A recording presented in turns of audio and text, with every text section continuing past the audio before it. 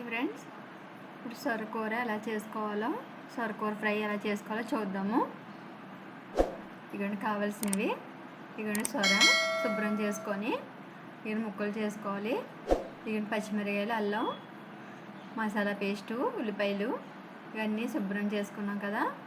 అల్లమును పచ్చిమిరకాయని ఆడేసుకున్నామండి paste కింద.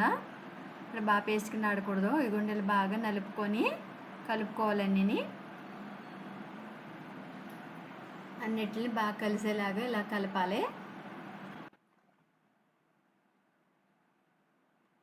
కలుపుకున్నాయి.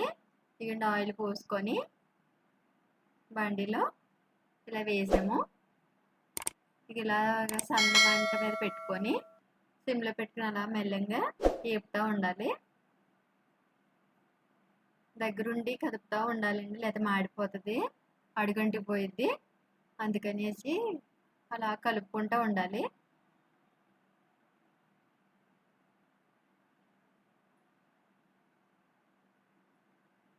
అలా 2 నిమిషాలు ఒకటేసారి కలుపుకుంటూ ఉండాలి.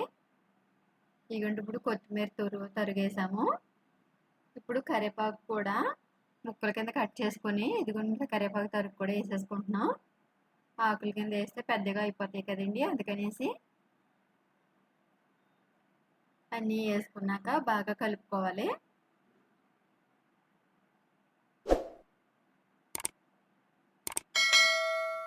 దగ్గరుండి ఎలా కలుపుతూనే ఉండాలండి, లేకపోతే అడుగంటిపోయిద్ది.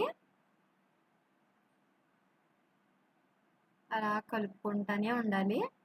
ఇదిగోండి సొరకూర ఫ్రై ఇలా రెడీ అయ్యింది. Thanks friends. నచ్చితే లైక్ చేయండి, షేర్ చేయండి ఫ్రెండ్స్, సబ్స్క్రైబ్ చేసుకోండి.